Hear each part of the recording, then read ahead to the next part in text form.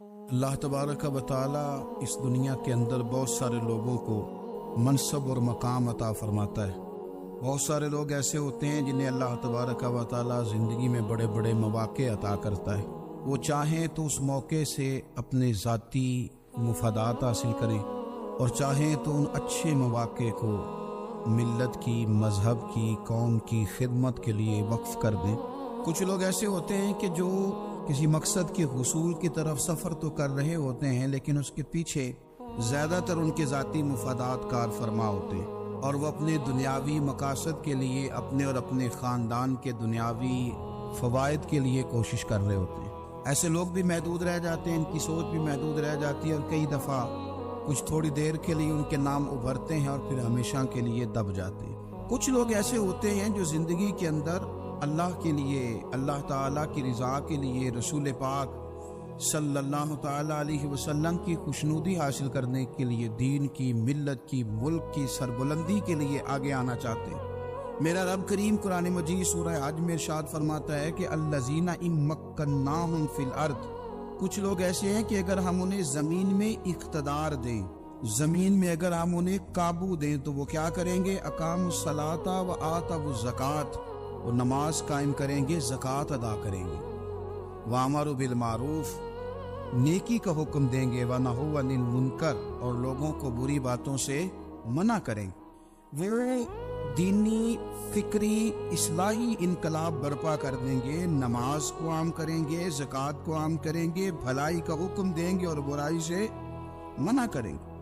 اللہ تبارک و تعالیٰ نے ان لوگوں کو جب اقتدار دیا، وہ کون لوگ تھے؟ سیدنا صدیق اکبر، حضرت فاروق اعظم، سیدنا عثمان غنی، حضرت مولا علی رضوان اللہ تعالی علیہم اجمعین۔ اللہ نے جب ان لوگوں کو اقتدار دیا زمین کے اندر، اللہ تبارک و تعالی نے انہیں نبی پاک علیہ الصلوۃ والسلام کی نیابت کے لیے چنا، تو ان لوگوں نے یہ انقلاب برپا کیا، نمازیں عام ہو گئیں، شوق سے لوگ صدقات و خیرات دینے لگے، بھلائی عام ہوئی، برائی کا کلا کما کیا گیا۔ ہمارے ہاں بھی لوگ احتساب کی باتیں کرتے ہیں، ہمارے ہاں بھی لوگ کہتے ہیں کہ میں رشوت خوری کو، کرپشن کو، ناجائز چیزوں کو ہمیشہ کے لیے جڑ سے اکھیڑ پھینکوں گا۔ لوگ دوسروں سے مطالبہ کرتے ہیں کہ یہ سارے کام جائز کریں، لیکن خود اس پر عمل کرنے کو تیار نہیں ہوتے۔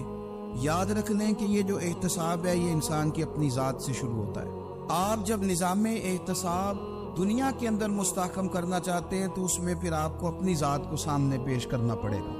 آج ہم بات کرنے جا رہے ہیں سیدنا فاروق اعظم رضی اللہ تعالیٰ عنہ۔ تو جناب عمر فاروق رضی اللہ تعالیٰ عنہ کا جو نظام احتساب ہے، انہوں نے اس کو گھر سے شروع کیا تھا، اپنے آپ سے اس کا آغاز فرمایا تھا۔ ہمارے ہاں یہ ہوتا ہے کہ جس بندے کے اکاؤنٹ میں اچھے خاصے پیسے ہیں، وہ بل جمع کرانے جائے تو اسے لائن میں نہیں لگنا پڑتا، مینیجر صاحب اسے آگے بلا لیتے، تو وہ بعد میں کیا کہہ رہا ہوتا ہے؟ کہتا ہے دیکھو اللہ نے کتنی عزت دی ہے، مجھے لائن میں نہیں لگنا پڑا۔ بھائی لائن میں لگنا تو آپ کا یہ تھا کہ آپ سمجھتے ہیں کہ سارے مسلمان ہیں، مومنین ہیں، برابر ہیں، تو میں کسی کو تکلیف میں مبتلا نہ کروں۔ جب آپ آگے چلے گئے تھے تو آپ نے بہت سارے لوگوں کا حق مارا تھا، وہ لائن میں جو لگے ہوئے تھے ان کا وقت لمبا ہو گیا تھا۔ آپ نے تو اپنے آپ کو احتساب کے لیے پیش ہی نہیں کیا، بلکہ آپ نے کہہ دیا کہ جناب میرا تو رتبہ اعلیٰ ہے، لہذا یہ میرا حق بنتا تھا، مجھے تو استحکام ملنا چاہیے تھا۔ یہاں بہت سارے لوگوں نے اپنے حق میں چیزوں کو اور رنگ میں پیش کیا۔ سیدنا فاروق اعظم رضی اللہ تعالیٰ عنہ نے اس نظام احتساب کو اپنے گھر سے شروع فرمایا۔ حضرت عمر فاروق رضی اللہ تعالیٰ عنہ اپنے بچوں سے فرمایا کرتے تھے کہ جب میں حکم لوگوں کو کروں گا نا، اپنی رعایا کو، مسلمانوں کو میں کوئی حکم دوں گا تو تمہیں پہلے اس پر عمل کرنا پڑے گا۔ آپ فرمایا کرتے تھے یاد رکھنا لوگ تمہیں اس طرح دیکھیں گے، لوگ اس طرح تمہیں دیکھیں گے جس طرح گوشت کھانے والا پرندہ گوشت کو دیکھا کرتا ہے۔ چیل گوشت کھاتی ہے تو کیا کبھی اس کو پیغام بھیجنا پڑا ہے کہ تو آجا یہاں گائے مر گئی ہے، بھینس مر گئی؟ خود بخود اس کی نظر ہوتی ہے، وہ پہنچ جاتی ہے۔ جناب عمر فرمانے لگے میرے گھر والوں، میرے بیٹوں، میری بیٹیوں، میری اہلیہ، لوگ تمہیں اس طرح دیکھیں گے جس طرح گوشت کھانے والے پرندے دیکھتے ہیں، لہذا میں جب کسی کو عمل کروں تو پہلے تمہیں اس پر عمل کرنا پڑے گا جب میں کسی کو حکم دوں۔ آپ فرمانے لگے یاد رکھنا اگر تم نے میرا حکم نہ مانا تو غیروں نے حکم نہ مانا تو انہیں ایک سزا ملے گی، اور اگر میرے گھر والوں نے نہ مانا تو ڈبل سزا ملے گی، تم پر ڈبل سختی کی جائے گی کہ تم نے میری بات کیوں نہیں مانی۔ یہ نظام اغتصاب ہے۔ ہم نہ دوسروں کے بچوں کا گلا کاٹ کے اپنے بچوں کی خوشیاں لینا چاہتے ہیں، ہم چاہتے ہیں کہ دوسروں کے بچوں کے حصوں کا مال میرے گھر میں آ جاتا ہے۔ کچھ لوگوں کی سیاست چل جاتی ہے، کچھ لوگوں کا فریب اور فراڈ کام کر جاتا ہے، لیکن وہ گھر روشن نہیں ہوتے۔ ان گھروں میں پیسہ ہوتا ہے پر قرار رخصت ہو جاتا ہے، ان گھروں میں آسانیاں اور وسعتیں تو آ جاتی ہیں لیکن ایک دوسرے کا احترام ختم ہو جاتا ہے۔ سیدنا فاروق اعظم رضی اللہ تعالیٰ عنہ کا یہ طریقہ تھا کہ وہ اپنے بچوں پر سختی کرتے۔ آپ ہمارے ملک میں یہ نظام ہے، موجودہ حکمران ہو یا ان سے پچھلے، بچے سب کے ملک سے باہر رہتے ہیں، یہاں رہتے ہیں تو محلات میں، باہر جاتے ہیں تو بڑی بڑی آسائشوں میں۔ ان کے بچوں کے لیے قانون بھی الگ سے ہیں، قاعدے بھی الگ سے ہیں، اور ہمارے ملک کے اندر تو ایک باقاعدہ پروٹوکول کا سسٹم ہے، اس سسٹم سے گزر کر بڑے بڑے لوگ چلنا پسند کرتے ہیں۔ ہمارے زمانے میں بھی کچھ چیزیں سرکاری ہوتی ہیں خالص، لیکن عجیب نظام ہے نا، ہر چیز کا کرایہ بڑھ جاتا ہے، سرکاری دکان کا نہیں بڑھتا۔ باقی دکانیں 5-6 سال کے لیے ملتی ہیں، سرکاری دکان پہ آپ قبضہ کرنا چاہیں تو پورے 100 سال کے لیے مل جاتی ہے۔ چونکہ یہ عام عوام کی پراپرٹی ہے تو اس کے ساتھ جو مرضی کو سلوک کرے۔ ایک سرکاری چراگاہ تھی جس کے اندر جانور چرا کرتے تھے، ہمارے ہاں بھی پنجاب میں کچھ جگہیں ہوتی ہیں تو ہم لوگ کہتے ہیں شام لاٹ ہے۔ سرکاری چراگاہ میں جانور چرا کرتے تھے۔ حضرت عمر فاروق رضی اللہ تعالیٰ عنہ کے صاحبزادے سیدنا عبداللہ ابن عمر رضی اللہ تعالیٰ عنہ نے بھی ایک اونٹ خرید لیا، تو سب لوگوں کے جانور سرکاری چراگاہ میں چرتے تھے، آپ نے بھی اپنا جانور وہاں چرنے کے لیے، کھانے پینے کے لیے چھوڑ دیا۔ وہ جب اونٹ آیا تو پتلا تھا، کچھ دنوں کے بعد وہ فربا ہو گیا، طاقتور ہو گیا، موٹا تازہ ہو گیا۔ حضرت سیدنا عبداللہ ابن عمر رضی اللہ تعالیٰ عنہ نے بیچا تو وہ ڈبل قیمت سے بھی زیادہ کا بکا، کیونکہ پہلے دبلا پتلا تھا، اب موٹا تازہ فربا ہو گیا۔ حضرت سیدنا فاروق اعظم رضی اللہ تعالیٰ عنہ کو پتا چلا تو بلایا، فرمایا پتر اونٹ بیچ دیا ہے؟ ابا جی بیچ دیا ہے۔ فرمایا کتنے کا خریدا تھا؟ اتنے کا۔ بیچا کتنے کا؟ ڈبل قیمت بتائی۔ فرمایا اس طرح کر کے اصل رکھ لے اور جو اوپر ملی ہے مجھے دے دے۔ حضور آپ نے کیا کرنی ہے؟ فرمایا میں سرکاری خزانے میں جمع کروں گا۔ حضور کیوں؟ فرمایا اس لیے کہ تیرا اونٹ سرکاری جگہ پہ چرا کرتا تھا، وہ گھاس سرکاری جگہ سے کھاتا تھا۔ حضور سب کے کھاتے؟ عبداللہ ابن عمر کہنے لگے سب کے کھاتے ہیں۔ آپ فرمانے لگے تو سب میں شامل نہیں ہے، تو امیر المومنین کا بیٹا ہے، تجھے میں یہ حق نہیں دے سکتا، تیرے اوپر تھوڑی سختی زیادہ کی جائے، تجھے یہ حق نہیں ملے گا۔ تو اپنے اونٹ کو چونکہ سرکاری چراگاہ میں چرایا کرتا تھا، لہذا تجھے وہ اصل رقم یاد جمع کرانی پڑے گی۔ ہمارے تو بچے پہلی بات تو یہ ہے کہ بات ہی نہیں سنتے۔ یہ سب کے بچوں کی بات کر رہا ہوں، ٹیچر کے بچے ہوں، سیٹ کے بچے ہوں، پیر کے بچے ہوں، امام صاحب کے بچے ہوں، کسی کے بچے ہوں، پہلے تو سنتے نہیں۔ اور اللہ خیر کرے، اگر آپ کوئی سنانا چاہیں تو فوری طور پر وہ ہوم منسٹری کے پاس پہنچ جاتے، ان کی اماں ان کی وکیل بن جاتی، آپ کہہ ہی کچھ نہیں سکتے، حالات رخ بدل جاتے۔ اس کا نقصان یہ ہوتا ہے کہ ان کو تراشا نہیں جا سکتا، ان کو ہیرے نہیں بنایا جا سکتا، ان کے اوپر کچھ ایسی میل کچیل چڑھ جاتی ہے جو بڑی عجیب و غریب ہوتی۔ اور کچھ لوگ ایسے ہوتے ہیں جو خرابی کرنے میں بھی اپنا کردار ادا کرتے ہیں، خرابی کرنے میں، اور بڑے لوگوں سے منسلک ہونے کے لیے لوگ رستے تلاش کرتے ہیں، رستے۔ میں چونکہ چیزوں کا مطالعہ کرنے کا بڑا شوقین ہوں، تو میری والدہ داخل تھی کئی سال پہلے ہسپتال میں، تو مجھے اس ہسپتال میں کچھ دن رہنا پڑا۔ ایک پرائیویٹ ہاسپٹل تھا، تو اس میں انہوں نے جگہ جگہ لکھ کے لگایا تھا ملازمین کو بخشیش نہ دیں، ہم ان کو بڑی اچھی معقول تنخواہ دیتے ہیں، سیلری بڑی عمدہ ہے، تو لوگ بخشیش نہ دیں۔ میں نے جو مینجمنٹ کے لوگ تھے ہاسپٹل کے، ان میں سے ایک سے میں نے کہا کہ اگر کوئی بندہ اپنی خوشی سے دینا چاہے تو آپ نے بڑا موٹا لکھ کے لگایا، برائے مہربانی ان کو بخشیش نہ دے۔ اس نے بڑی قیمت، سادہ آدمی تھا پر میری بڑی اس نے مجھے بات بتائی، مجھے نفع ہوا۔ کہنے لگے مولوی صاحب، جب کچھ امیر لوگ اسپتال میں مریض لے کے آتے ہیں تو وہ صفائی والے کو پہلے ہی 500 روپیہ دکھا لیتے ہیں آتے ہی، پھر وہ جیسی آواز دیتے ہیں صفائی والے فٹافٹ اندر آتے ہیں، ان کا کمرہ صاف کرتے ہیں۔ تو سارے تو بیچارے اتنے مالدار نہیں ہوتے کہ آتے ہی پہلے کام والے کو 500 دیں۔ پھر نقصان کیا ہوتا ہے کہ یہ جن کی ذمہ داری ہے بہت ساری ڈیوٹیاں کرنے کی، یہ ڈیوٹی نہیں کرتے، یہ پلٹ کے ان کے طرف دیکھتے ہیں جن کے گھر سے سالن صحیح آتا ہے، ادھر ان کی توجہ زیادہ ہو جاتی ہے، جو نوٹ ان کو زیادہ دکھاتے ہیں، جو پھل لے کے آتے ہیں تو آدھا ان کو دیتے ہیں۔ تو ہم یہ کہتے ہیں یہ کام ہی نہ کرو، یہ اپنی تنخواہ پہ کام کریں تاکہ ہر آنے والے کا درد سمجھے، ہر ایک کو یکساں یہ سروسز فراہم کریں۔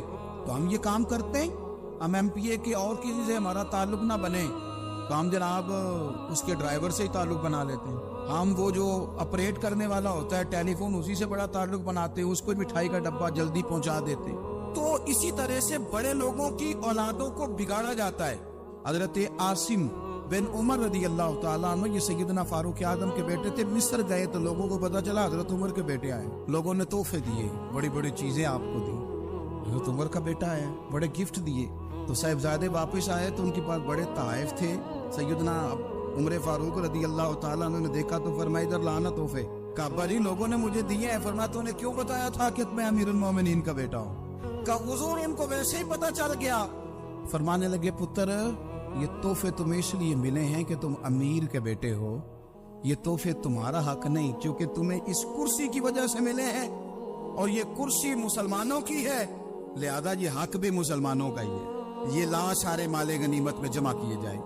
آپ اپنے گھر سے جب احتساب شروع کرتے ہیں، اپنے گھر سے، اور یہ یاد رکھیں یہ جو لوگ آتے ہیں آپ کے بچوں کو نوازنے کے لیے، یہ انہیں خراب کرتے ہیں، بگاڑ پیدا کرتے ہیں، یہ عجیب و غریب سی چیزوں میں مبتلا کر دیتے ہیں، بچوں کا نقصان ہوتا ہے کل کلام۔ پھر جو شاپر اچھا لے کے آئے پیر صاحب کے بچے ذرا اس سے پیار سے ملتے ہیں، نقصان ہو جاتا ہے، یہ دستے نگر ہو جاتے ہیں، یہ لوگوں کی طرف جیتے ہیں، دوسروں پہ ڈیپینڈ کرنے لگتے ہیں۔ حضرت ابو موسیٰ اشعری رضی اللہ تعالیٰ عنہ نے پہلے تو ایک قلین بڑا سونا تھا، تو آپ نے حضرت عمر کے گھر بھیج دیا کہ چلو ان کے گھر میں ان کی اہلیہ بچھا لیں گے، کہیں سے تحفہ آیا۔ پھر وہ جس کمرے میں مال غنیمت اور خزانہ رکھا جاتا تھا اس کی صفائی کر رہے تھے تو ایک دینار مل گیا، تو وہ دینار بچے سارے جا رہے تھے، تو ان میں سے حضرت عمر کے ایک بیٹے کو چھوٹے کو بلایا اور بلا کے کہا پتر یہ دینار لے لو۔ حضرت عمر نے دیکھا کہ بیٹے کے ہاتھ میں دینار بھی ہے اور گھر میں قالین بھی ہے، ایک موقع پہ وہ قالین دیا، ایک موقع پر بچے کو ایک دینار دیا۔ تو حضرت عمر اپنی اہلیہ سے پوچھنے لگے یہ کہاں سے آیا قالین؟ کہا جناب ابو موسیٰ اشعری رضی اللہ تعالیٰ عنہ نے بھیجا ہے۔ بیٹے سے پوچھا دینار کہاں سے آیا؟ کہا مجھے انہوں نے ہی دیا ہے۔ آپ نے وہ دینار بھی لیا اور قالین بھی لیا اور اس کو لپیٹا اور جناب ابو موسیٰ اشعری کو بلایا، اور اتنے سخت ناراض تھے، فرمانے لگے ابو موسیٰ اشعری سے کہنا میرے پاس پیدل آئے، گھوڑے پہ نہ آئے۔ اور جب آئے حضرت ابو موسیٰ اشعری تو جناب عمر اتنے ناراض ہوئے کہ وہ قالین لپیٹ کر تو ان کے سر پہ مار دیا۔ فرمانے لگے پکڑو اپنا دینار، تمہیں پورے مدینے میں میرے بیٹے کے علاوہ کوئی اور نہیں ملے گا جسے تم خراب کر سکو، میرا پتر ہی ملا تھا بگاڑنے کی، کس نے اجازت دی تم میرے بیٹے کو دینار دو؟ کیوں لائے تم میرے گھر میں قالین؟ حضرت عمر فاروق رضی اللہ تعالیٰ عنہ فرمانے لگے میں زمین پہ سونے کا عادی ہوں، زمین چٹیل بھی ہو تو رب کا بندہ بن کے سوتا ہوں تو اللہ مجھے آرام اور سکون کی نیند عطا فرما دیتا ہے، مجھے تمہارے مخملوں کی اور قالینوں کی ضرورت نہیں ہے۔ احتساب یہاں سے شروع ہوتا ہے بھائی، یاز ہم نہ اپنے گھر میں بیٹھ کے مایوس باتیں کرتے ہیں، اور فلانے کے بچے کہاں پہنچ گئے، فلانے کے بعد بڑا پیسہ آ گیا، میں کچے مکان میں رہوں، میں یہ کروں، دیکھو مجھے نہیں سو رہی۔ یہ تو آپ مایوسی والی باتیں کر رہے ہیں، یہ تو آپ کمزور باتیں کر رہے ہیں، یہ تو اس طرح کی باتیں تو ہارے ہوئے لوگ کرتے ہیں۔ اس طرح کا لب و لہجہ تو ان لوگوں کا ہوتا ہے جو احساس کمتری کا شکار ہوتے ہیں۔ یہ آپ نے کس طرح کا لب و لہجہ، اپنے بچوں کو آپ بھکاری بنا رہے ہیں تاکہ دوسروں کو دیکھ کے تو مایوس ہو جائیں۔ اٹھ باندھ کمر کیوں ڈرتا ہے، پھر دیکھو خدا کیا کرتا ہے۔ آپ کا جو احساس ہے وہ اتنا خوبصورت ہو، آپ کے لہجے کے اندر اس قدر ٹھہراؤ ہو، آپ کو اطمینان آ چکا ہو، اور آپ کے بچے کبھی بھی کمپیریزن نہ کریں اپنا کسی کے ساتھ، کبھی بھی انہیں کرنے نہ دیں۔ آپ کبھی وہ کبھی یہ بات نہ کریں کہ فلانے زیادہ اچھا کھاتے پیتے ہیں تو ہم کدھر ہیں، کرنے نہ دیں۔ انہیں بتائیں کہ بیٹا اپنی مٹی پہ چلنے کا سلیقہ سیکھو، سنگ مرمر پہ چلو گے تو پھسل جاؤ گے۔ ان کو بتائے کہ جو تمہارے پاس ہے یہ خدا کا عطیہ ہے، اسی پر تم نے قناعت کرنی کبھی بھی۔ حضرت زید بن حارثہ سے نبی پاک صلی اللہ علیہ وسلم کو بڑا پیار تھا، پھر ان کے بیٹے حضور کے غلام زادے حضرت اسامہ بن زید کے ساتھ بھی حضور بڑا پیار کرتے، لیکن یہ تو مسلمہ حقیقت ہے نا کہ عظمت اور شان تو سیدنا فاروق اعظم کی زیادہ ہے۔ امت کا اتفاق ہے کہ نبیوں کے بعد سب سے بڑا درجہ جناب صدیق اکبر کا، اور پھر اللہ نے مقام عطا کیا حضرت فاروق اعظم کو۔ یہ بڑے لوگ تھے۔ ایک دفعہ مال تقسیم ہو رہا تھا تو حضرت عمر رضی اللہ تعالیٰ عنہ نے نا حضرت اسامہ بن زید کو 4000 دینار دیے اور اپنے بیٹے عبداللہ ابن عمر کو 3000 دینار دیے۔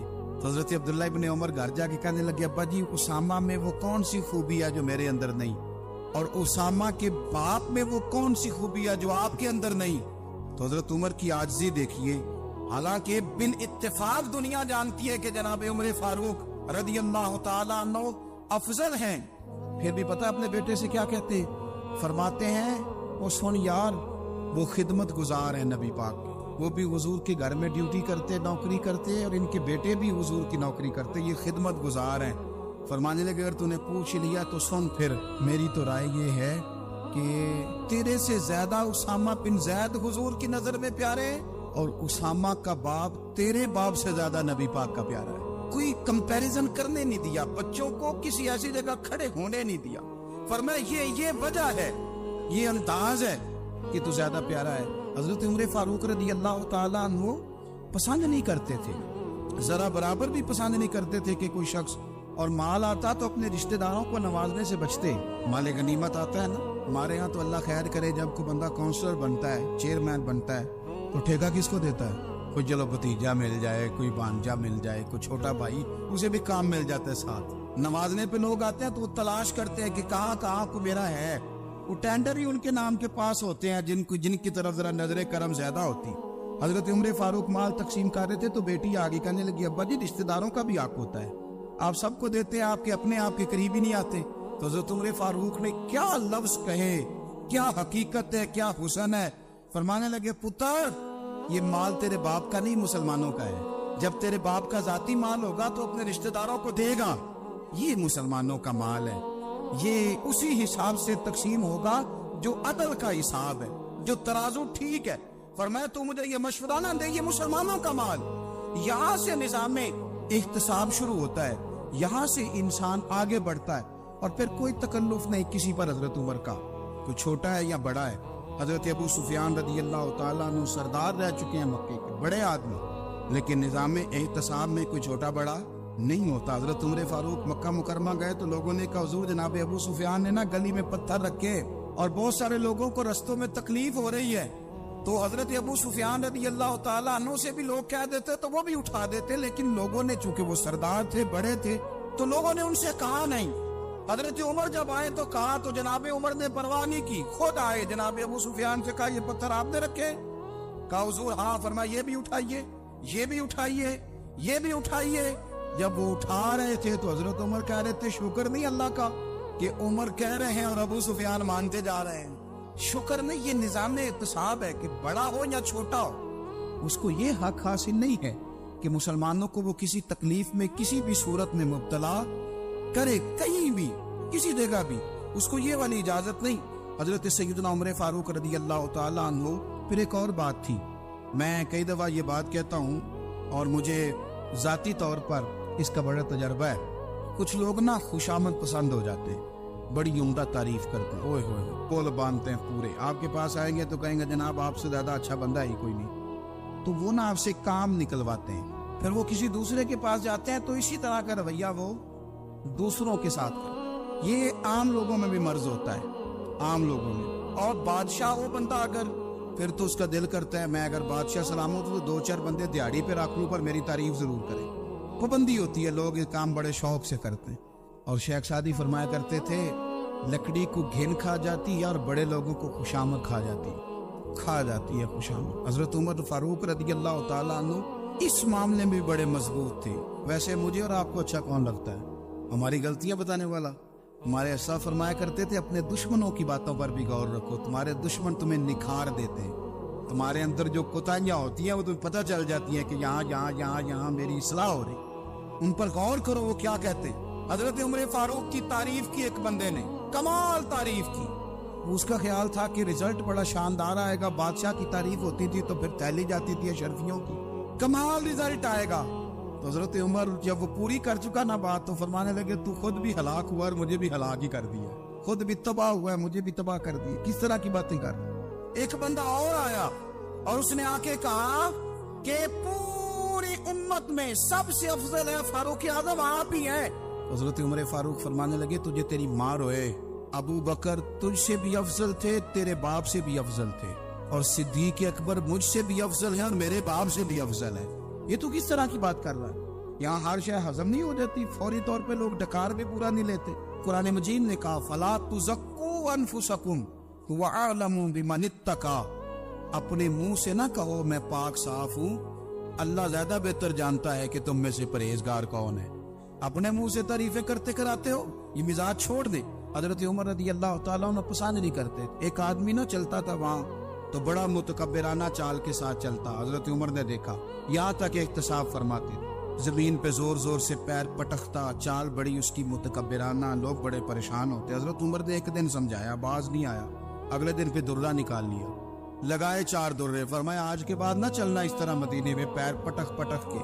उस वक्त तो उसे गुस्सा लगा, लेकिन कुछ देर के बाद ना जब गुस्सा उतरा तो हजरत उमर के पास आया, कहने लगा हुजूर अल्लाह आपका भला करे, आपने दुर्रे नहीं मारे, आपने तो शैतान भगा दिया जो मेरे साथ चिमटा हुआ था। चिमटा हुआ शैतान आपने मुझसे भगा दिया है। याद रखें, मुस्नद इमाम अहमद बिन हंबल में हदीस है, अल्लाह के प्यारे रसूल सल्लल्लाहु अलैहि वसल्लम फरमाते हैं, जो दुनिया में मुतकब्बिराना चाल के साथ चलता है ना, क़यामत के दिन वो अल्लाह से इस हाल में मिलेगा कि रब उससे नाराज होगा।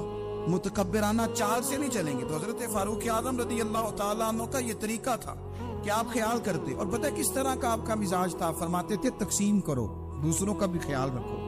जिस तरह बंदा दीवाना वार नहीं लोगों का ख्याल रखता कि बंदा बिगड़े कोई ना, दीवाना वार। कुछ लोग तबलीग करते हैं रस्मी, और कुछ लोग ऐसे होते हैं जो लोगों की इस्लाह में दीवाने हो जाते हैं। उनकी ख्वाहिश होती है यहाँ भी बंदा ठीक हो जाए, यहाँ भी बंदा ठीक हो जाए, यहाँ भी बंदा ठीक। कुछ लोग कड़ी निगरानी करते हैं कि इंसान बिगड़ने ना पाए। हजरत उमर फारूक रज़ी अल्लाह तआला अन्हु ना गोश्त वाली दुकान के पीछे जाके बैठ गए कई दिनों तक। वो कहने लगा हुजूर यहाँ क्या है? फरमाया तू अपना काम करना। गोश्त वाली दुकान पे बैठे काम कर अपना, निगरानी करने लगे हजरत उमर।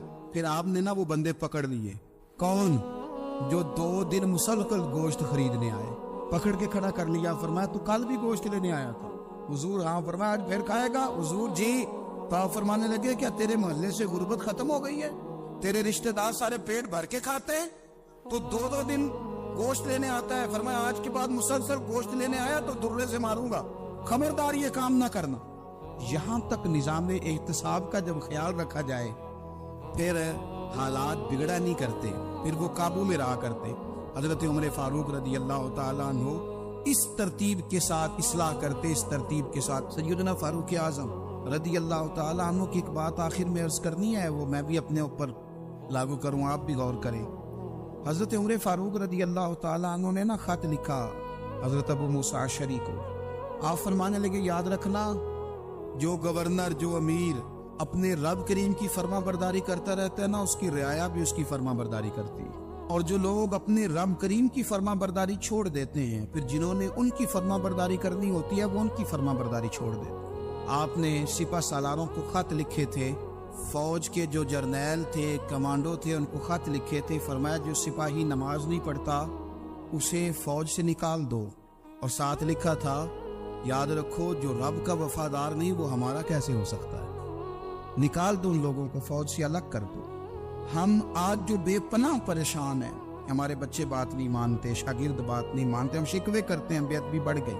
अदब के साथ मैं गुजारिश करूंगा बड़ों की बारगाहों में, जो मेरी तरह के बड़े बने हुए, बुजुर्गों से नहीं बात करता, उनसे मैं कहूंगा कि हमें एक दफा अपने ऊपर भी तो गौर कर लेना चाहिए। कहीं ऐसा तो नहीं है कि हम जब तक अल्लाह ताला के फर्मा बरदार थे, जब तक हम तकवे के मेयार पर थे, हमारी बात मानने वाले हमारी बात मान रहे थे। कहीं ऐसा तो नहीं कि हम उस मेयार से हिल गए हैं, तब जो हमारे फर्मा बरदार थे वहां से हिल गए। हजरत उमर रज़ी अल्लाह तआला अन्हु फरमाया करते थे कि लोगों को उजब में मुब्तला नहीं होना चाहिए। खुद पसंदी का जो माहौल होता है, इससे लोगों को हमेशा निकलना चाहिए। हजरत उमर के एक साहिबजादे ने कंघी कर ली, अच्छा लिबास पहन लिया तो दुर्रा मारा जनाब उमर ने। तो आपकी बेटी कहने लगी अब्बा ये तो बिल्कुल जायज़ है, अच्छे कपड़े पहनना, अच्छा लिबास पहनना और सर में कंघी कर लेना, इस पर दुर्रा क्यों मार दिया? तो आप फरमाने लगे बेटा ये खुद पसंदी में मुब्तला होने लगा था, ये अपने आप को बहुत भला समझने लगा, इसका ख्याल था कि मैं ही हूँ, मेरे अलावा कोई नहीं। ये उस मकाम पे जा रहा था जहाँ इसकी तरबियत रुक जाती, इसलिए दुर्रा मारा है। एक दफा हुकूमती मामलात के अंदर आपकी अहलिया ने मशवरा देना चाहा, बड़े काम बीबियां नहीं करती, बड़े बड़े मामलात में मुदाखलत नहीं करती। हमारे बर्रे सगीर में वो बादशाह नहीं गुजरा कि जो फैसला करता था तो कुर्सी पे बैठ जाता था और पर्दे के पीछे उसकी बीवी बैठ जाती थी, और जब वो फैसला सुनाने लगता तो यूं गर्दन पीछे करता और अहलिया जो कहती वो फैसला सुना देता। लेकिन एक दफा खातून ने ایک آدمی کو حضرت عمر نے معزول کیا تو آپ کی اہلیہ نے اس آدمی کی اہلیہ حضرت عمر کی اہلیہ سے ملی ہوگی، تو خاتون نے ذرا سفارش کرنی چاہیے. تو جناب عمر فاروق رضی اللہ تعالیٰ عنہ کے ہاتھ میں عصا تھا، ڈنڈا تھا، 2-3 دفعہ زمین پہ مارا. فرمایا تمہیں کس نے اجازت دی ہے حکومتی معاملات میں مشورہ دینے کی؟ یہ مشورہ مولا علی دیں گے یا عثمان غنی دیں گے؟ آپ کو کس نے اجازت دی؟ وہ حکومتی معاملات، وہ مسلمانوں کا اجتماعی معاملہ وہ مسلمان دیکھیں. آپ کو اس میں آنے کی اجازت نہیں ہے. جو آپ کی ذمہ داریاں ہیں، آپ کے حقوق ہیں، ان پر آپ بات کریں. تو بھائی نظام میں احتساب اپنی ذات سے شروع کریں. ہماری اولادیں، ہمارے بچے، وہ باہر سے انہوں نے زیادہ اثر نہیں لیا. ہم نے انہیں بتایا ہے کہ ہم بڑے غریب ہیں، ہم بڑے مجبور ہیں، ہم تو بڑے کمزور ہیں، ہماری تو سنتا کوئی نہیں، یہ تو امیروں کا ملک ہے، اس میں تو فلانے کو اہمیت حاصل ہے. ان باتوں نے ہمارے بچوں کو کمزور کیا ہے. ان باتوں نے ہمارے بچوں کے دلوں میں احساس کمزوری پیدا کیا. آپ ان کو جینا سکھائیں. آپ ان لوگوں کو بتلائیں کہ رب کریم نے جو تمہارے لیے بہتر سمجھا وہ تمہیں اپنے فضل سے بڑا عطا فرمایا ہے. آپ ان کو ان کے مقام پر رہ کر خوددار اور قناعت پسند ہونا سکھائیں. آپ یقین کریں گھر امن والا بن جائے گا. بچے اگر بھنا ہوا گوشت کھا رہے ہوں اور پھر بھی لاڑی رہے ہوں کہ مسالہ میری مرضی کا نہیں، سٹائل میری مرضی کا نہیں، ٹیسٹ میری مرضی کا نہیں، یہ والا گوشت میں نے نہیں کھانا، یہ اس طرح کر کے بھنا ہوتا تو پھر میں نے کھانا تھا، وہ زیادہ خوفناک صورتحال ہو جاتی ہے. لیکن اگر ابا جی، اماں جی، گھر والے کھیتوں میں کام کر رہے ہوں اور بچے اچار کے ساتھ روٹی لے کے جائیں اور بننے پہ بیٹھ کے، پھٹے پہ بیٹھ کے وہ پھر کھانا شروع کریں، اور جب وہ اچار آئے اور وہ ایک دوسرے کو کہیں کہ آج تو 2 کلے ہو گئے میرے کام کے، اس دفعہ تو دیکھنا ہماری فصل کتنی شاندار ہوگی. ایک دوسرے کو دیکھ دیکھ کے وہ ہنسے اور مسکرائے اور ان کی باتوں میں لذت ہو، اور پھر وہ کہیں کہ آم بڑے اچھے مل گئے تھے، دیکھو اچار کتنا سونا آ گیا ہے، دیکھو یہ کس قدر زیادہ اچھا ٹیسٹ ہے، تیل بھی بڑا اچھا ہے، گل بھی بڑے وقت پہ گیا ہے. آپ یقین کریں یوں لگتا ہے کہ کائنات کی سب سے بہترین روٹی یہ لوگ کھا رہے ہیں. یہ سوچ حضرت عمر نے ہمیں دی ہے. حضرت عمر کا بیٹا مصر گیا، وہاں سے کمائی کر کے لایا، تجارت کرنے گیا، لاکھوں کا مال. کون سا باپ ہے دنیا میں جس کا بیٹا باہر سے پیسے لے کے آئے تو ابا تفصیل پوچھے کہ بیٹا کہاں سے کمائے، کہاں سے لایا، کتنے ملے، کیوں آئے؟ کون سا باپ تفصیل پوچھتا ہے؟ ابا تو کہتا ہے لا صحیح، اور تعریفیں کرتا ہے میرا بیٹا بڑی کمائی کرتا ہے. کبھی پوچھا ہے اس سے کہ ڈیوٹی صحیح دیتا ہے کہ نہیں؟ کبھی پوچھا ہے کہ تو ایمانداری کی روزی لاتا ہے کہ حرام کی کماتا ہے؟ یہ باپ کی ذمہ داری ہے، یہ اماں کی ذمہ داری ہے. پھر کہتا ہے بیماری کیسے آ گئی، پریشانی کیسے آ گئی؟ تو نے کبھی سوال کیا اپنی اولاد سے؟ حضرت عمر فاروق رضی اللہ تعالیٰ عنہ کا بیٹا مصر سے پیسے کما کے لایا تو جناب عمر نے بلایا، فرمایا بیٹے اتنی تو تیرے پاس راش ہی نہیں تھی، تھوڑے سے تو پیسے لے کے گیا تھا، اتنی کمائی کیسے ہو گئی؟ اتنے تو پیسے نہیں تھے صاحب، کہاں سے کمائی لائے؟ اس نے کہا ابا جی وہ جو میرے چچا ہے نا مصر کے گورنر، آپ کے دوست، انہوں نے میری مدد کی ہے. فرمایا جتنے لوگ گئے تھے سب کی ہے مدد؟ اس نے کہا نہیں صرف میرے کی. فرمایا تیرے کیوں کی؟ کہا حضور آپ کے دوست ہے. فرمایا چپ کر، حضور انہوں نے مجھے اتنے پیسے دیے، میں نے کاروبار میں ڈالے تو نفع آیا تو میں ان کی رقم دے کے. فرمایا خاموش ہو جا، باقی جتنے لوگ گئے تھے سب کی مدد کی اس نے؟ کہا نہیں حضور صرف میری کی. فرمایا اس نے تیری مدد نہیں کی، اس نے خلیفہ کے بیٹے کی مدد کی، اس لیے کہ وہ خلیفہ کو اپنے حق میں نرم کر سکے. فرمایا آدھا مال تیرا ہے، آدھا مال غنیمت کا ہے، مال خزانہ کا ہے، مسلمانوں کا ہے، اس لیے کہ تو جو وہاں سے مال کما کے لایا ہے وہ اپنے باپ کے خلیفہ ہونے کی وجہ سے کما کے لایا ہے، لہذا رکھ ادھر. یا کہتے ہیں کدھر سے آیا، کیسے آیا، کون سا حساب دے، کیا کرے؟ او بھائی حضرت عمر رضی اللہ تعالیٰ عنہ کا اپنی اولاد کے بارے میں یہ رنگ ہے. ایک جنگ سے نا خوشبو آئی، خوشبو بڑی مہنگی ہوتی تھی، عرب میں خوشبو آج بھی بڑی مہنگی ہے، وہ زیادہ استعمال کرتے. میری باتوں کی سمجھ آ رہی ہے میرے بھائی؟ بڑی مہنگی خوشبو تھی. جب وہ خوشبو آئی تو حضرت عمر نے کہا، گھر میں پہلے پہنچی حضرت عمر کے، چونکہ زیادہ عورتیں استعمال کرتی تھی گھر کے اندر خوشبو، مرد بھی لگاتے تھے. حضرت عمر نے اپنی بیوی سے کہا، آپ کی زوجہ تو تھی وہ بڑی خوشبو کو پسند کرتی. حضرت عمر نے اپنی زوجہ سے کہا کہ خوشبو لاؤ، میں نے ایک عورت کی ڈیوٹی لگائی ہے، وہ خوشبو تول کے نا تو حصہ برابر صحابہ میں بانٹ دے گی. تو آپ کی زوجہ کہنے لگی کسی بی بی کی ڈیوٹی لگانے کی کیا ضرورت تھی، میں جو موجود تھی میں بانٹ دیتی ہوں تول کے حصہ برابر. آپ نے فرمایا نہیں تو رہنے دے، تو فلانی بی بی بانٹے گی. حضور میں نے بھی بانٹنی ہے، میرے پہ کچھ حق ہے؟ آپ نے فرمایا نہیں، تو تفصیل نہ پوچھ، تو خوشبو دے دے، کوئی اور بانٹے گی. خاتون خانہ تھی نا، کہنے لگی نہیں مجھے بھی آج آپ کو بتانا ہی پڑے گا کہ کوئی جو بانٹ سکتی ہے تو میں کیوں نہیں بانٹ سکتی؟ زوجہ کہتی عمر نے بات کی تو میری چیخیں نکل گئیں. حضرت عمر فرمانے لگے جب تو خوشبو بانٹے گی نا تیرے ہاتھوں کو بھی لگے گی, تیرے دوپٹوں کو بھی لگ جائے گی. اگر رب کریم نے مجھ سے سوال پوچھا کہ عمر خوشبو تو مسلمانوں کی تھی, تیری بیوی کے دوپٹے کو کیوں لگ گئی, تو میں اللہ کے حضور کیا جواب دوں گا؟ اگر اللہ نے یہ سوال کیا کہ تیری بیوی نے کیوں لگائی, وہ تو حصہ تھا مسلمانوں کا, تو تو نے تیری بیوی نے کیوں لگائی؟ تو فرمایا میں نہیں چاہتا کہ اللہ کے حضور مجھے اور تجھے باز پرس ہو, لہذا کسی اور کو بانٹنے دے. زوجہ روئی اور تڑپ کے کہنے لگی عمر مجھے لگتا ہے صبح قیامت بھی تیری بیوی ہونے کی وجہ سے اللہ مجھے جنت عطا فرما دے گا, تیری زوجہ ہونے کی برکت سے. بھائی یہ معیار رکھا, خدا کی قسم ایسا شخص تاریخ میں دوبارہ نہیں آیا. اتنا بڑا آدمی, اتنا بڑا شخص, اتنا بڑا آدمی, اور پھر رنگ یہ ہے کہ عمر 22 لاکھ مربع میل کا حکمران, اور کھجور کے درخت کے نیچے مٹی کا ڈیلا لے کے سو گئے ہیں, پرواہ کوئی نہیں, کوئی مسئلہ ہی نہیں.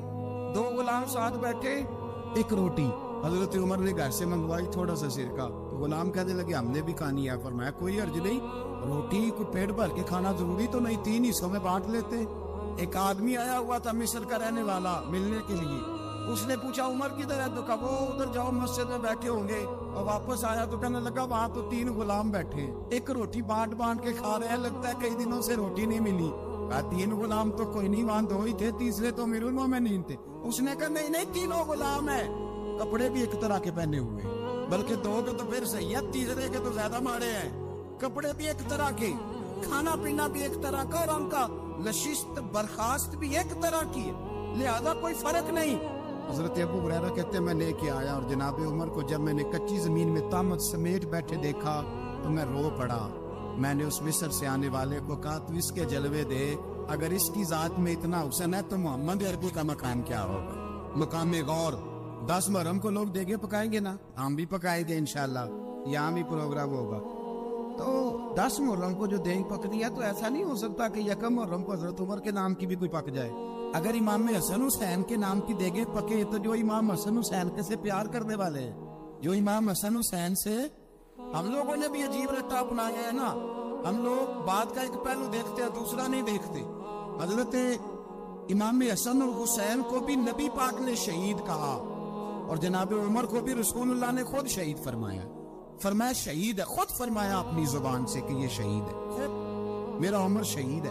ان کے نام کی دیگ نہیں پکنی چاہیے, اس طرف نہیں ہماری توجہ ہونی چاہیے.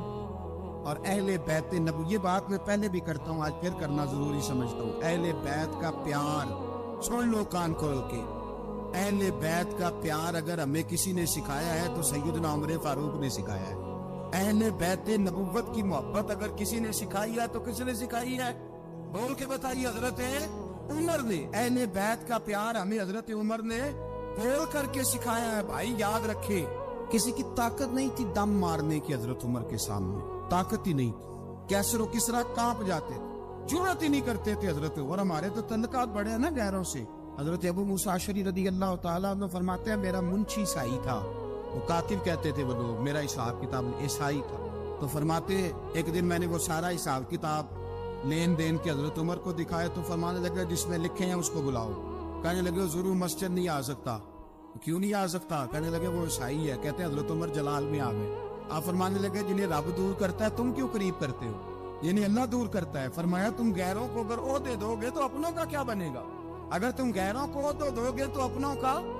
ہم نے غیروں کو عہدے دیے تو دیکھا نا اپنے کس طرح کاٹے جا رہے ہیں. غیروں کو جو عہدے دے دیے, یرانے سارے غیروں سے روز دعویٰ ہوتا ہے چین ہمارا سجن ہے, چین ہمارا دوست ہے.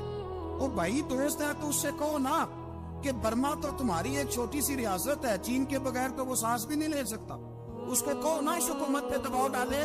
لیکن ہم لوگوں نے غیروں کو عہدے دیے تو اپنے پس گئے. حضرت عمر کہتے تھے ذمی کا ہم ادب کریں گے. ذمی کافر کا ہم, ایسا کافر جو مسلمان ریاست کو قبول کرے, بدامنی نہ پھیلائے.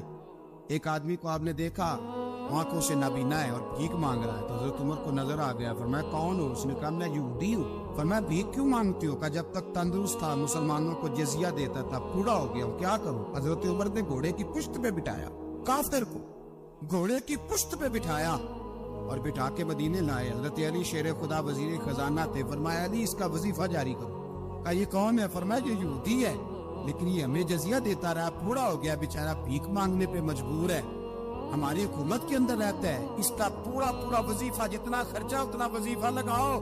حضرت علی کہتے ہیں میں وظیفہ لگا رہا تھا اور وہ میرے نبی کا کلمہ پڑھ رہا, وہ رسول اللہ کا کلمہ پڑھ رہا. یہ مزاج یہ نہیں کہ کافر. حضرت عمر نے گورنروں کو خط لکھے تھے کہ زبردستی کسی کو مسلمان نہیں کرنا, جہاں ان کی عبادت گاہیں بنی ہو تو گرانی نہیں, کوئی مندر کوئی گرجا ضائع نہیں کرنا. اسلام سب کو جینے کا موقع دیتا ہے, پر بے ایمانو ظالمو بدذاتو تمہیں یہ کہتا ہے کہ ہم تمہیں جینے کا موقع دیتے, تم بھی مسلمانوں کو جینے کا موقع دو. امام حسن ملنے, آپ یقین کریں میں جب اس واقعہ کو پڑھتا ہوں تو میرا دل جھوم جاتا ہے. میں کہتا ہوں یار ڈاٹا ہونا اپنی جگہ پہ, عشق ہونا اپنی جگہ پہ, انسان کا باوقار ہونا اپنی جگہ. جہاں کھڑے ہونا تھا وہاں یہ کھڑے ہوتے تھے, اور جہاں جھکنا تھا وہاں یہ. ان لوگوں نے, اقبال نے کہا تھا تیری نگاہ ناز سے دونوں مراد پا گئے, عقل غیاب و جستجو عشق حضور و اس طرح. جہاں اگر آیا ہے سامنے کیسر و کسرا تو عمر جیسا دلیر کوئی نہیں, اگر سامنے آیا ایران کا بادشاہ تو سب تگڑا کوئی نہیں, اگر آیا ہے سامنے غسان کا بادشاہ تو عمر جیسا عادل کوئی نہیں. لیکن اگر علی کا بیٹا آیا ہے, اگر فاطمہ کے لال پارے آئے ہیں تو پھر فاروق اعظم سے جیسا محب کوئی نہیں, پھر ان سے جیسا پیار کرنے والا کوئی نہیں. اندر بیٹھے ہیں جناب عمر, اندر تنہائی میں کچھ وزیروں سے گفتگو ہو رہی ہے, میٹنگیں جاری ہے. آپ کے بیٹے ملنے آئے جناب عبداللہ ابن عمر, ابا جی ملنے آئے. بات ٹھہرو, بات کر رہا ہوں, کوئی نہ اندر آئے. صاحبزادہ باہر کھڑا ہے. تھوڑی دیر گزری تو امام حسن بھی آ گئے. کون آئے؟ آپ کو عجب ملے گا امام صاحب کا نام لینے سے, وہ سردار ہیں جنتیوں. حسن تیری نسل پاک میں ہے بچہ نور کا, تو ہے نور تیرا سب گرانا. امام حسن آئے تو حضرت عبداللہ ابن عمر کو دروازے پہ کھڑے دیکھا. امیر المومنین کہاں ہیں؟ کہنے لگے حضرت عمر کے بیٹے. کہنے لگے وہ اندر بیٹھے, کچھ میٹنگ ہو رہی ہے اور انہوں نے کہا کوئی اندر نہ آئے, لیکن آپ جانا چاہیں تو چلے جائیں. انہوں نے کہا جب آپ باہر کھڑے ہیں تو مجھے کوئی اتنا ضروری کام نہیں, اور ابھی زور کی نماز تھوڑی دیر میں ہوگی, میں مسجد میں مل لوں گا امیر المومنین سے. یہ بات کہہ کے امام حسن چلے گئے. یار اتنی بڑی بات نہیں تھی, میرے استادوں کا بیٹا بھی آئے تو کہا ٹھیک ہے جی وہ سوئے ہوئے, تو کوئی غرض نہیں یار, میں ٹھہر کے آ جاؤں گا, کوئی بڑی بات نہیں تھی. دیکھا جائے تو بڑی بات نہیں تھی, پر بات بہت بڑی تھی, اس لیے کہ یہ خالی حسن نہیں, یہ حسن ابن علی ہے, یہ حضرت فاطمہ کے لخت جگر. حضرت عمر باہر نکلے, عبداللہ ابن عمر سے پوچھا کوئی آیا تو نہیں؟ تو کہا حضور امام حسن آئے تھے. تو کہا پھر شہزادے کو اندر کیوں نہیں بھیجا؟ کہا میں نے کہا تھا. وہ کہنے لگے اگر امیر المومنین مصروف ہیں تو میں ظہر میں مل لوں گا. حضرت عمر رونے لگے. فرمایا بیٹے تو نے اچھا نہیں کیا. پھر مسجد نہیں گئے, سیدھے امام حسن کے دروازے دستک دی. امام حسن باہر آئے. کہا شہزادے آئے تھے تو ملے کیوں نہیں؟ امام حسن کہنے لگے حضور آپ کا اپنا بیٹا دروازے پہ کھڑا تھا, اور منع بھی کیا تھا آپ نے, تو میں زور میں مل لیتا. حضرت امام حسن فرماتے جوش جذبات میں جناب عمر نے سر سے پگڑی اتار دی. جوش کے جذبات کہنے لگے حسن میرے بیٹے کا اور آپ کا کیا مقابلہ؟ کیا اس کی ماں کا نام فاطمہ الزہرا ہے؟ کیا اس کی نانی کا نام خدیجہ الکبریٰ ہے؟ کیا اس کے نانے کا نام محمد مصطفیٰ ہے؟ آپ کا اور اس کا کیا مقابلہ؟ پھر رو پڑے اور کہنے لگے بیٹے میں مکے کے صحراؤں میں اونٹ چرایا کرتا تھا, یہ جو میرے سر پر عزت کے بال ہیں یہ تیرے نانے کے اگائے ہوئے. میں مکے کے خبردار شہزادے خبردار. او بھائی اہل بیت نبوت کے ادب کا رنگ اگر سکھایا ہے تو سیدنا عمر نے سکھایا ہے. حضرت عمر فاروق اتھارٹی ہے, اسلام کی اتھارٹی. یکم محرم حضرت عمر کی شہادت ہے. یہودی بول اٹھا, کافر بول اٹھا. اگر 6 مہینے عمر دنیا میں اور رہتے تو دنیا میں کوئی کافر موجود نہ ہوتا. 6 مہینے. اور جب اس بطل جلیل کا جنازہ اٹھا, اللہ بخاری پڑھیے نا, اللہم ارزقنا شہادت فی سبیلک, اللہ بسترے کی موت نہ دینا, شہادت ہی دینا. عمر شہید ہوئے, مسجد نبوی میں نماز پڑھاتے, اور جب جنازہ اٹھا تو مدینے کا پھر پیچھے جو دلیر بچے وہ مولا علی تھے. جناب عمر کا جنازہ اٹھا تو سب سے پہلی آیت جو نکلی وہ حضرت علی کی زبان سے نکلی, اور حضرت ساری داڑھی افسوس سے بھر گئی. لوگوں نے کہا کہ علی کیا ہوا؟ فرمانے لگے تم دیکھ نہیں رہے جنازہ کس کا اٹھا ہے؟ پلٹ کے دیکھو تو صحیح، پتہ نہیں ہے کون گیا ہے۔ کہ حضور کیا ہوا؟ آپ فرمانے لگے عمر اس طرح کے کام کر کے گیا ہے، اب ان کے رستوں پہ کون چلے گا؟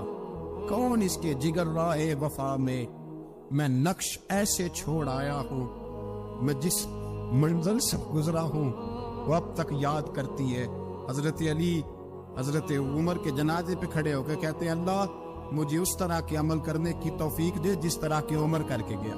میرے بھائی قتل عزیز، قتل حریت، حضرت عمر رضی اللہ تعالیٰ عنہ جو اپنی زندگی انقلاب والی گزار کے گئے۔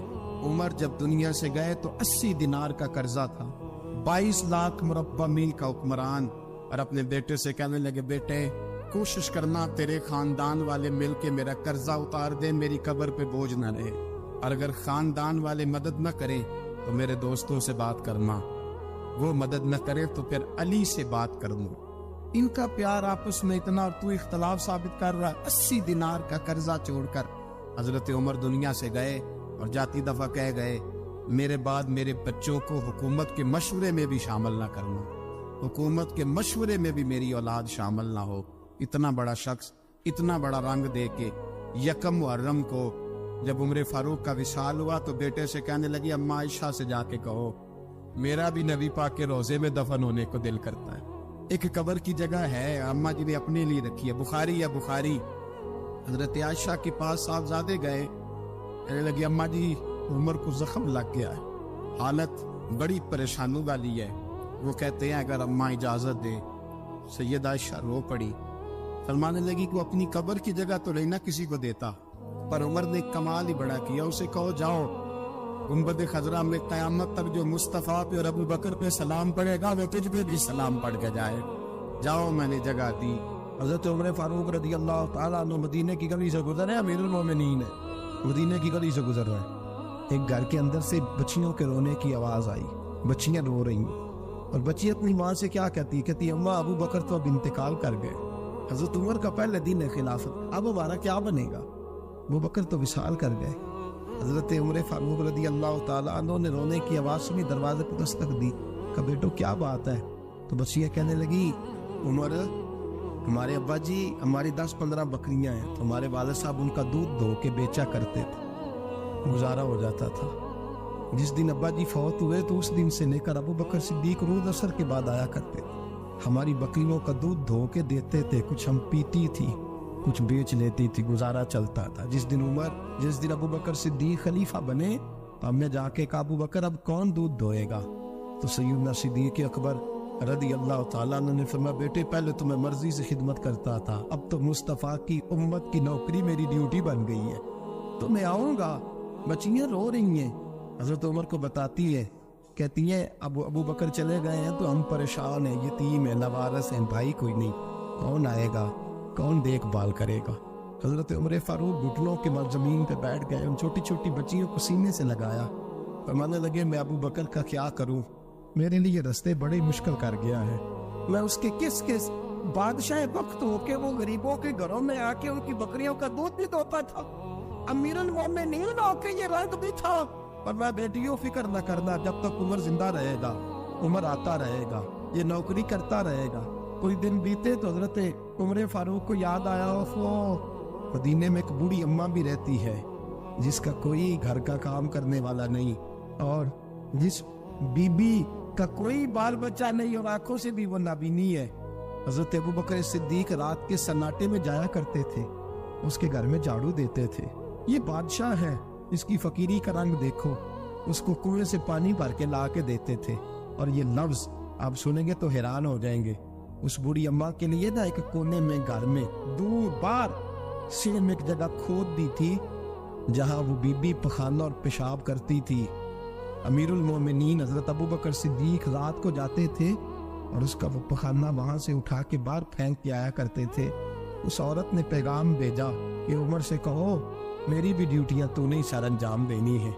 عمر فاروق ساری رات کام کرتے، سناٹا گہرا ہوتا، جھاڑو دبایا ہے بغل میں، اور عمر فاروق نکلے ہوئے، اس بی بی کے گھر میں جھاڑو دیا جا رہا ہے۔ حضرت انس بن مالک فرماتے میں نے آخری عمر میں بھی اس بوڑھے عمر کو دیکھا ہے، اس بڑھاپے میں بھی میں نے اس شخص کو دیکھا ہے کہ جب وجود کمزور ہو گیا، داڑھی سفید ہو گئی، لیکن پھر بھی اس کا انداز نہیں بدلا۔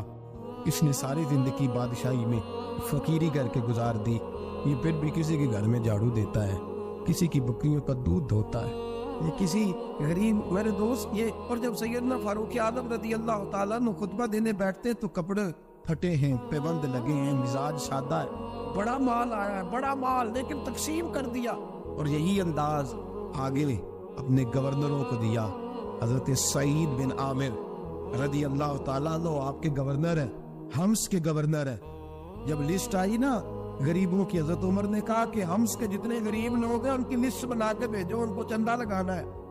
18ویں نمبر پر حضرت سعید بن عامر کا نام بھی آ گیا، گورنر صاحب کا۔ تو حضرت عمر نے سوچا شاید کوئی اور سعید بن عامر ہے، فرمانے لگے یہ کون ہے جس کی ڈیوٹی لگائی تھی؟ اس سے کہنے لگے یہ سعید کون ہے؟ تو کہا حضرت جی ہمارے صوبے کا گورنر۔ فرمایا اس کی لسٹ فقیروں میں؟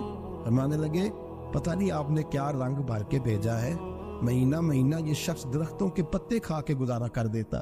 کہ یہ میں فرشتوں کی کہانیاں نہیں سنا رہا آپ کو، میں آپ کو جنات کی جہار میں بالا کی باتیں نہیں، اس دھرتی پہ بسنے والے، اس دھرتی پہ وقت گزارنے والے میرے رسول پاک کے تیار کردہ ہیروں کی باتیں عرض کر رہا ہوں۔ حضرت عمر گئے ایک دفعہ، کہا مجھے بتاؤ تمہارا گورنر کیسا ہے؟ تو حمص کے لوگ کہنے لگے ہمیں اپنے گورنر سے 4 شکایتیں۔ کون کون سی؟ کہ پہلی بات تو یہ ہے کہ گورنر صاحب کو چاہیے فجر کے وقت آئیں، یہ سورج نکل آتا ہے تو باہر آتے ہیں گھر سے، آپ کہہ کے تو دیکھیں کسی معمولی سرکاری ملازم سے بھی، پھر آپ دیکھیے آپ کا کیا بنتا ہے۔ کہا یہ سورج نکلتے وقت آتے ہیں۔ دوسری شکایت یہ ہے کہ دن کو ملتے ہیں رات کو نہیں ملتے۔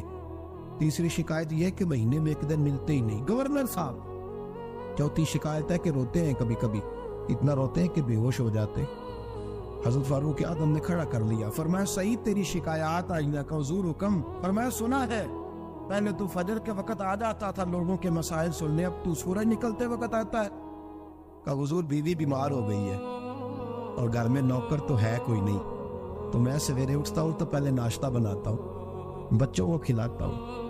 اس عورت نے 35 سال میرے ساتھ وفا کی ہے، اب چارپائی پہ ہے تو میں اس کے منہ میں نکمے ڈالتا ہوں۔ کہا اسے کھانا کھلا کے جب وہ دعا دیتی ہے تو پھر نکلتا ہوں۔ تو کہا سنا ہے تو ہفتے میں ایک دن ملتا ہی نہیں، مہینے میں۔ کہنے لگے حضرت جی جب مدینے سے آیا تھا تو ایک کرتا اور ایک تامد ساتھ لایا تھا، مجھے آج 2.5 سال ہو گئے ہیں، میں نیا لباس نہیں خرید پایا۔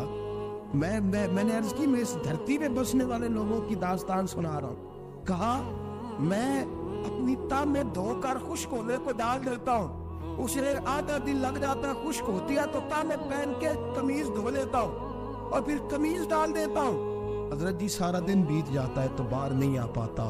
حضرت عمر فاروق کی گردن جھک گئی، کا سنا ہے تو رات کو ملتا ہی نہیں۔ یہ لفظ کہے تو حضرت سعید بن عامر کہنے لگے یہ میرا راز تھا، آپ میرے امیر نہ ہوتے تو کبھی فحش نہ کرتا، دن میں نے بندوں کے لیے رکھا ہے، رات اپنے رب کے لیے رکھی ہوئی ہے۔ میں رات کی تنہائیوں میں اپنے کریم کی بارگاہ میں جاتا ہوں اور میں سارے دن کے گناہوں کی معافی مانگتا ہوں، میں اپنی غلطیوں کی تلافی کا سوال کرتا ہوں، اس کے حضور جاتا ہوں، اسے دکھڑے سناتا ہوں، رات میری اس کے لیے بیت جاتی ہے۔ حضرت عمر کی اور گردن جھک گئی، فرمایا یہ بتا کہ تم ملتا ہی نہیں، کہ کبھی کبھی تو روتا ہے اور بے ہوش ہو جاتا ہے۔ حضرت جی 40 سال کی عمر میں کلمہ پڑھا ہے، جب 40 سال کے پچھلے گناہ یاد آتے ہیں تو کب پھر میں ضبط نہیں کر پاتا، وہ خطائیں، وہ پاپ، وہ جرم، وہ خطائیں، جب سوچتا ہوں کہ رب کھڑا کر کے پوچھے گا بتا یہ جرم کیوں کیا، وہ احساس مجھے پریشان کر دیتا ہے۔ حضرت جی میں پھر برداشت نہیں کر پاتا، پھر میں تڑپ اٹھتا ہوں، میری یہ کوتاہیاں ہیں، بتائیے کیا کہتے ہیں۔ حضرت فاروق اعظم نے گردن اٹھائی تو آنکھوں میں آنسو تھے، کہنے لگے یا اللہ مجھے اس جیسے کچھ اور گورنر بھی عطا فرما، یا اللہ اس جیسے کچھ اور گورنر بھی۔ عزیزو اپنا حال کیا ہے؟ ملک شام جب فتح ہوا تو حضرت سعد بن ابی وقاص رضی اللہ تعالیٰ عنہ کہتے ہیں کہ کچھ لوگ مجھے کہنے لگے کہ ہم آپ سے معاملات طے نہیں کریں گے، ہم جزیہ دیں گے، ٹیکس دیں گے، اسلامی حکومت کے زیر اثر آئیں گے، لیکن آپ سے معاملات طے نہیں کریں گے، اپنے امیر کو بلائیے۔ تو حضرت سیدنا سعد بن ابی وقاص کہتے ہیں میں نے خط لکھا، فرماتے خط لکھا، حضرت عمر کو. میں نے کہا جناب آئیے. جواب میں حضرت عمر نے خط میں جواب لکھا کہ فلاں دن فلاں تاریخ فلاں وقت میں ملک کے شام پہنچ جاؤں. حضرت سیدنا عمر چلے گھر سے. ایک غلام، ایک گھوڑا، ایک نیزہ. حضرت فاروق اعظم نے کچھ کھجوریں، خشک کھجوریں، کچھ سرکہ باندھ کے رکھ لیا رستے میں کھانے کو. یہ بادشاہی میں فقیری ہو رہی. لاکھوں مربع میل کا حکمران ہے، کروڑوں اربوں روپے پاس پڑے ہوئے. وہ ساری چیزیں رکھ لی اور سیدنا عمر فاروق رضی اللہ تعالیٰ عنہ چلنے لگے. اب غلام سے کہنے لگے بھئی میرا گھوڑا ذرا ماڑا ہے، کمزور ہے، طے کر لیں. اتنے میل تو گھوڑے پہ بیٹھے گا، میں پیدل چلوں گا. پھر اتنے میل میں گھوڑے پہ بیٹھوں گا، تو پیدل چلے گا. ملک کے شام پہنچنے کا وقت آ گیا. جب وقت آیا تو پیدل چلنے کی سواری حضرت عمر کی تھی، ان کی باری تھی پیدل چلنے کی، اور سواری پر سوار ہونے کی باری غلام کی تھی. تو یہ لوگ رشتے کرتے ہیں نا تو کرائے کی کار لے کے چلے جاتے ہیں. بعد میں وہ پوچھتے ہیں کہ تسی تے کار تے آئے سو. ہم اپنے آپ کو بنانے کے لیے جھوٹی اناج بھی خریدنی پڑے تو خریدنے سے ہم پرہیز. ہم جو بتاتے ہیں وہ ہم ہوتے نہیں، اور جو ہوتے ہیں وہ ہم بتاتے ہیں. حضرت سیدنا عمر فاروق رضی اللہ تعالیٰ عنہ سواری پہ غلام ہے، خود پیدل ہے. اور حال کیا ہے؟ بارش ہوئی تھی تو کچھ پانی کھڑا تھا چھوٹے چھوٹے جوہڑوں میں، چھوٹے چھوٹے تالاب بنے ہوئے تھے، پانی کھڑا تھا. تو حضرت عمر فاروق رضی اللہ تعالیٰ چمڑے کے جوتے پہنے، وہ جوتے دونوں اتار کے تو بغل میں دبا لیے. حضرت سعد بن ابی وقاص فرماتے ہیں اسی بغل میں نیزہ رکھ لیا اور تامت تھوڑا اونچا کر لیا کہ پانی سے چلنا ہے، اور غلام کو گھوڑے پہ بٹھایا ہے اور گھوڑے کی لگام پکڑی ہے تو یوں پیچھے رکھی ہوئی ہے. اور حضرت سیدنا فاروق اعظم رضی اللہ تعالیٰ عنہ آ رہے. غلام کہنے لگا حضور لوگ دیکھ رہے ہیں، مہربانی کرے بیٹھ جائیں. فرمانے لگے نہیں باری تیری ہے، تو ہی بیٹھے گا. اس نے کہا حضور نہیں وہ تو ٹھیک ہے، کوئی باری فرض تو نہیں نہ ہو گئی، آپ مہربانی کریں آپ آ جائیں، ذرا لوگ آ رہے ہیں. فرمایا تمہیں کہا تھا. غلام کہتا میں نے تیسری دفعہ کہا تو حضرت عمر نے جلال سے دیکھا، اور جناب عمر کا جلال تو زمین کانپنے لگ جاتی تھی. کہتے ہیں کہا حضور آپ آ جائیں. تو کہتے تجھے کہا ہے نا چپ کر کے بیٹھا رہے. کہتے ہیں میں گھوڑے پہ ہی کانپنے لگا. غلام اب حضرت سعد بن ابی وقاص کہتے ہیں سورج غروب ہو رہا تھا، شعائیں پانی میں پڑ رہی تھی. حضرت عمر پانی سے میں نے غور سے دیکھا تو دوڑا گیا. جا کے نا بچے نہیں مشورہ دیتے ابا جی کو، ابا جی اج نہیں کری تھا، دور بدل گیا جی. کہتے میں دوڑا گیا اور جا کر کے حضرت سیدنا عمر فاروق کو کہا حضور مہربانی کریں، ٹھیک ہے آپ کی درویشی سے کون آگاہ نہیں، وزیر کھڑے ہیں، سفیر کھڑے ہیں، بڑے بڑے عمرا، بڑے بڑے ملکوں کے حکمران ہیں، آپ مہربانی کریں یہ تام ذرا نیچا کریں، اور جوتا پہن لیں، اگر خراب ہو گیا تو اللہ نیا بھی دے دے گا، اور مہربانی کرے ذرا غلام کو کہیں نیچے آ جائے. حضرت عمر کہنے لگے تمہیں کیا تکلیف ہے؟ کہا حضرت جی وہ وزیر مشیر کھڑے ہیں، یہودی ہیں، عیسائی ہیں، نجرانی ہیں، وہ بڑے بڑے مذاہب کے بڑے بڑے ملکوں کے، آپ کا بڑا نام سنا ہے. حضرت سیدنا سعد بن ابی وقاص فرماتے ہیں میرے ساتھ اتنا ترش رویہ حضرت عمر کا پہلے کبھی نہیں ہوا. کہتے ہیں ماتھے پہ شکن آیا اور کہنے لگا تجھے تیری مار ہوئے، ان 4 لوگوں کے لیے میں اپنے نبی کا طریقہ چھوڑ دوں، ان 4 دنیا داروں کے لیے نبی پاک کا طریقہ چھوڑ دوں. فرمانے لگے سر سے پگڑی اتاری حضرت عمر نے جلال میں، فرمانے لگے میرے سر پہ جو بال ہے نا یہ مجھے کسی دنیا دار نے نہیں دیے، یہ ساری عزتیں مجھے آمنہ کے نام میں عطا فرمائی ہے، اور میں ہوں محبوب کا طریقہ ان 4 لوگوں کی خاطر چھوڑ دو. فرمایا قرآن کہتا ان اللہ یامر بالعدل والاحسان، جب میں نے خود عدل کا تقاضا یہ رکھا ہے کہ کبھی وہ بیٹھے گا کبھی میں بیٹھوں گا، باری اس کیا تو میں کیسے بیٹھ جاؤں. حضرت سعد بن ابی وقاص فرماتے ہیں اسی درویشی میں سلام اس پر کہ جس نے بادشاہی میں فقیری کی. کہتے ہیں اسی درویشی میں حضرت عمر پہنچے تو جو پہلے ڈرا کرتے تھے جب حضرت عمر آئے تو انہیں کامتے بھی دیکھا اور انہیں اور بڑھ گیا، ان کے دلوں کے اندر حضرت عمر کا دبدبا اور بڑھ گیا، اور میرے کانوں میں کہنے لگے سعد پہلے سنا تھا لیکن دنیا سچی کہتی ہے، جو حال محمد اور محمد کے غلاموں کا ہے صلی اللہ علیہ وہ دنیا میں دوسرا کوئی حاصل کر سکتا. آج ہمارے پروٹوکول، ہمارے دبدبے، ہماری انا پرستیاں، ہمارے دعوے، ہمارے طریقے، میرے عزیزوں لوگ ہمیں آ کے مثال دیتے ہیں، کہتے ہیں یورپ کی فلاں گلی میں یہ ہوتا ہے. میں نے کہا وہ گرد راہ کو نہیں پہنچ سکتے، یہ ساری چیزوں تو میرے مصطفیٰ کے غلاموں سے حاصل کی ہیں لوگ، ہم نے چھوڑ دی، غیروں نے اپنا لی. خدا را اپنی زندگی میں تبدیلی لائیں. درویشی، سادگی، بے تکلفی، یہ زندگی حسین ہوتی ہے، یہ زندگی سکون والی ہوتی ہے، یہ زندگی اچھی ہوتی ہے، یہ فرحت اور تازگی والی ہوتی ہے. اپنے آپ کو ان تکلیفوں اور آلائشوں میں مبتلا نہ کرے. اگر اللہ مان دے، عزت دے، دولت دے، اللہ تعالیٰ نفاست عطا کرے تو پھر اپنے آپ کو سادہ کرے، آزاد کرے، کھلی ہوئی کتاب بنا کے اپنے آپ کو رکھے۔ مجھے ایک بچہ کہنے لگا حضرت جی جب بھی آتے ہیں آپ کہیں بیٹھے مل جاتے ہیں، ہم کسی کو لا کے کہتے ہیں جناب حضرت جی بڑے مصروف ہیں اور آپ یہاں آگ تاپ رہے ہیں جلا کے، مہربانی فرمائیں۔ میں نے کہا یار 2-4 دن تو بن صبر کے بیٹھنا بندے کے لیے آسان ہوتا ہے، سارا دن ملمہ سازی کر کے رکھنا اتنا آسان کام ہو تو ویسے بھی بندہ جو ہو وہ نظر آئے تو اس کے لیے زیادہ بہتر ہوتا ہے، جو ہو وہ دکھائی دے تو زندگی آسان ہو جاتی ہے، بہتر ہو جاتی ہے۔ اور ویسے بھی جو کھلی ہوئی کتاب ہوتی ہے اس میں لوگ مشکوک نہیں ہوتے، جو بندی ہوئی ہوتی ہے نا اس میں لوگوں کو خبر نہیں ہوتی کہ نہ جانے یہ کیا معاملہ ہے۔ میرے عزیزو اپنے آپ کو بے تکلف بنائیں۔ بے تکلف سے مراد یہ نہیں کہ جیسے بے تکلفی ہم نے ایک غلط چیز کا نام بے تکلفی رکھ دیا ہے کہ جو آدمی بات پہ ٹھٹھا کرے، بات میں مذاق کرے، وہ بے تکلف ہوتا ہے۔ یہ تو بے تکلفی اسلام اس کو پسند ہی نہیں۔ بے تکلفی سے مراد یہ ہے کہ جھوٹی انا نہیں بنائے، جھوٹے معاملات اپنے گرد نہیں اوڑے۔ اپنی اگر اللہ آپ کو بہت زیادہ مال و دولت دیتا ہے تو جتنا وہ مولا رومی کہتے ہیں جتنا ٹہنی پہ پھل زیادہ لگتا ہے نا اتنی وہ ٹہنی جھک جاتی ہے، جو اکڑی ہوتی ہے سمجھو وہ خالی ہوتی ہے۔ اگر آپ پھلدار ہے تو پھر آپ کو جھکے، پھر آپ کو با اخلاق ہونا چاہیے، با محبت ہونا چاہیے، پیار والا ہونا چاہیے۔ زندگی میں اس چیز کو ضرور اپنائیے۔ بڑے لوگ وہی ہوتے ہیں جن کا کردار بڑا ہوتا ہے، بڑے وہی ہوتے ہیں جن کی بات بڑی ہوتی ہے، کوئی باتوں سے اور پروٹوکول سے کبھی بڑا نہیں ہوتا، ہمیشہ مدحت خیر الانام میں گزرے، دعا ہے یوں اور درود و سلام میں گزرے، آخر دعوا یان الحمدللہ۔